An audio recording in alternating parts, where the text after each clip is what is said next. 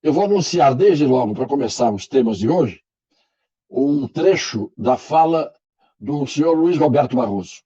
Graves na experiência recente brasileira, com a participação do próprio presidente da República num comício na porta do QG do Exército, pedindo o fechamento do Congresso e do Supremo Tribunal Federal, ataques totalmente infundados e fraudulentos ao processo eleitoral. Desde 96 não tem um episódio de fraude no Brasil, eleições totalmente limpas, seguras e auditáveis, e agora se vai pretender usar as Forças Armadas para atacar.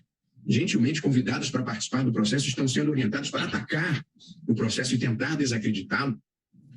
O Ministério da Defesa reagiu à declaração de Barroso em nota oficial, dizendo, abre aspas, afirmar isso sem a apresentação de qualquer prova ou evidência de quem orientou ou como isso aconteceu é irresponsável e constitui-se em ofensa grave a essas instituições nacionais permanentes do Estado brasileiro, fecha aspas.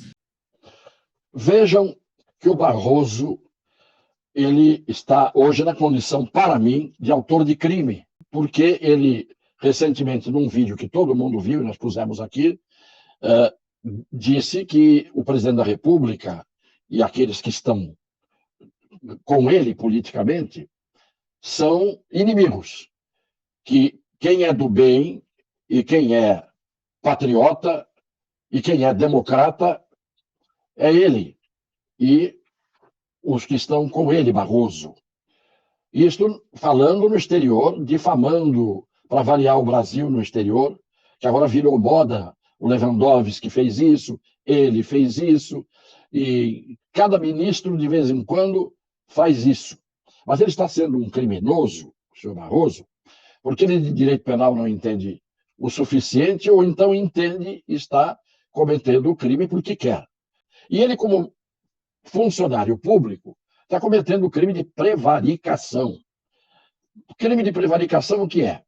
É quando ocorre o crime de prevaricação, quando o funcionário público faz o que não deve fazer ou não faz o que deve fazer para satisfazer sentimento ou interesse pessoal. Ora, o ministro, acabei dizendo, ministro, sinistro, Barroso, ele já passou de todos os limites como autor do crime de prevaricação. E satisfaz um sentimento pessoal e o interesse pessoal, o interesse ideológico, que ele já manifestou várias vezes qual é a ideologia dele. Tanto que ele diz, eu sei onde eu tenho um coração e sei para quem ele bate.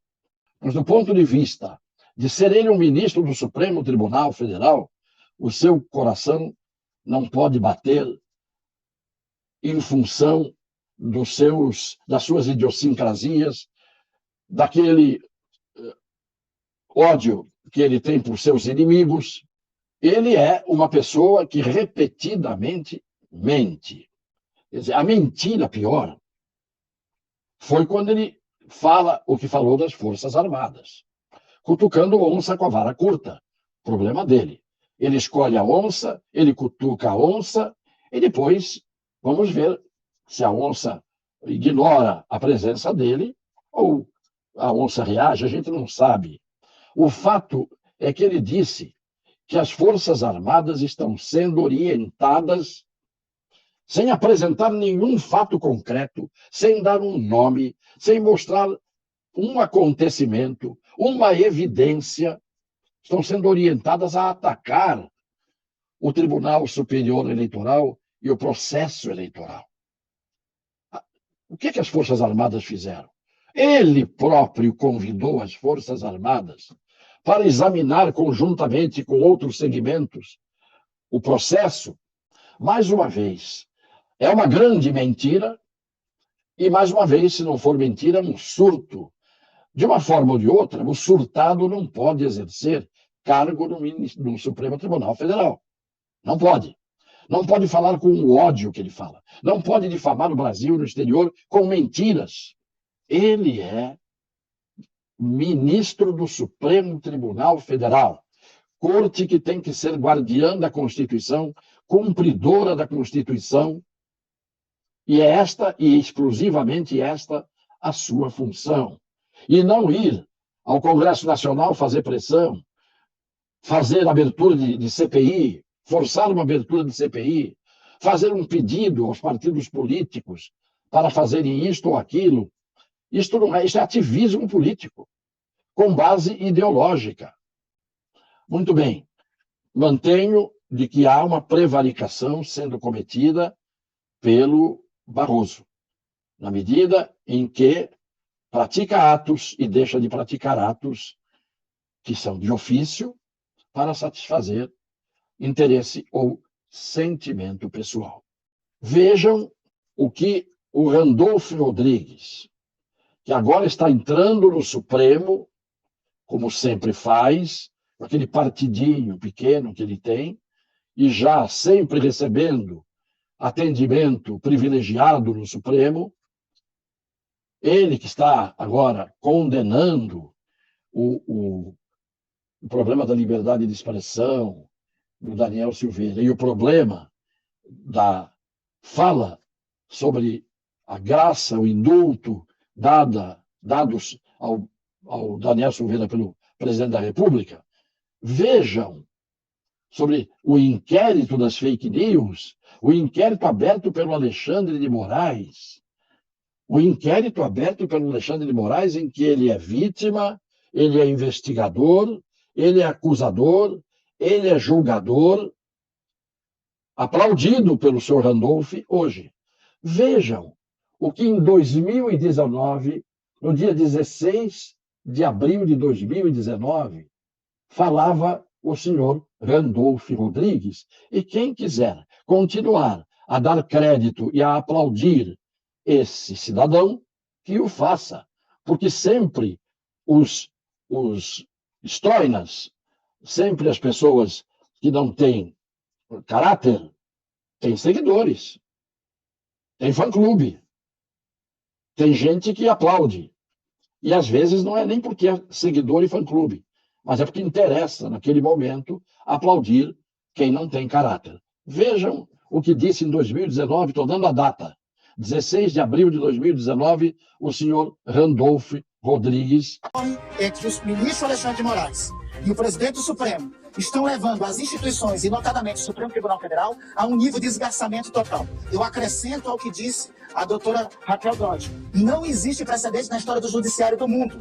A instauração de inquérito por um órgão, a investigação de um inquérito por esse mesmo órgão e este mesmo órgão ser destinado a julgar. Aliás, isso remonta a anterior a institutos da lei de Italião, onde prevalecia o olho por olho, dente por dente. É um retrocesso completo, é uma ofensa à ordem jurídica constitucional do Brasil. É uma ofensa à ordem jurídica constitucional do Brasil.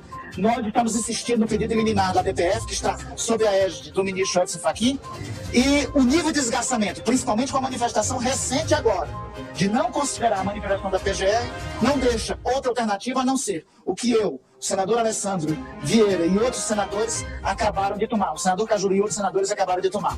Interpor mais um pedido de impeachment agora em relação ao ministro Alexandre de Moraes e ao ministro Dias Toffoli. O que ele acabou de dizer é exatamente a fundamentação de todos os que, juristas ou não juristas, pessoas de bom senso, entenderam com relação ao que se fez com o deputado Daniel Silveira.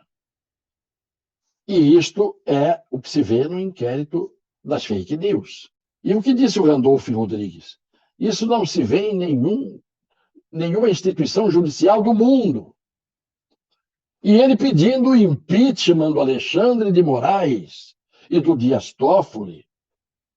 E agora ele está lá indo ao Supremo, foi lá ontem ao Supremo, anteontem, ao mesmo Alexandre de Moraes, cujo pedido de impeachment que ele fez está debaixo das nádegas do Rodrigo Pacheco, no Senado.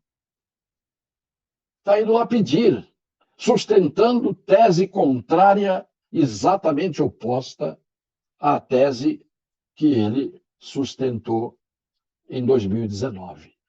Os senhores viram do que são capazes as pessoas de má fé, as pessoas desprovidas de caráter, as pessoas que mentem, as pessoas que exploram o povo, os eleitores, fazendo um papel de mocinhos, pensando que as redes sociais, e é por isso que eles querem acabar com elas, pensando que as redes sociais não resgatam as mentiras, as pouca-vergonhas que eles cometem um tempo atrás, porque eles não têm memória.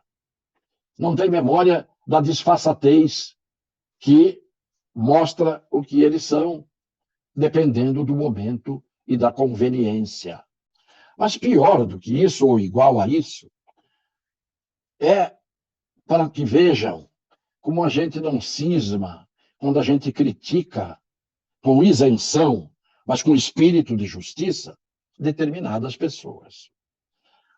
O ministro Alexandre de Moraes tem uma fala dele, num voto que ele deu.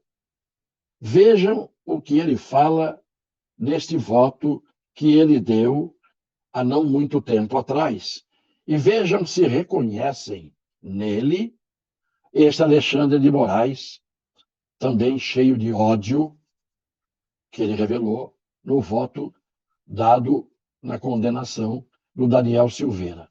Vejam. Essa liberdade de expressão tem por objeto não somente a proteção de alguns pensamentos, algumas ideias, mas de todas as ideias, todos os pensamentos, todas as opiniões, juízo de valor, críticas. E artigo 37, o dispositivo, o conteúdo normativo do artigo 37, não me parece em momento algum possibilitar qualquer interpretação que possa diminuir, seja pelas autoridades judiciais, seja autoridades administrativas, autoridades policiais, que possa diminuir a liberdade de opinião, a livre multiplicidade de ideias, o legítimo debate político. Aqui um pequeno trecho de uma decisão da Corte Europeia de Direitos Humanos que se encaixa exatamente no caso em questão, dizendo: assim o exige o pluralismo, a tolerância, o espírito de abertura, sem os quais não existe sociedade democrática. Assim o exige, disse a Corte Europeia de Direitos Humanos, o absoluto respeito à liberdade de expressão. Não há, portanto, para que haja o salutar funcionamento do sistema democrático, não há possibilidade de cerceamento a esse valor estruturante do regime democrático.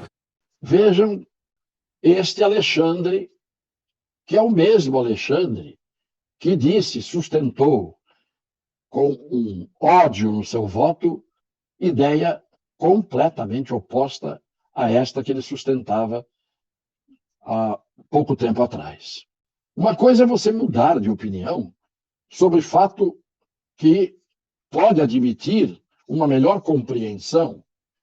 Você pode ter uma compreensão agora, emitir um juízo, depois você reflete melhor e vê que você estava com uma opinião errônea.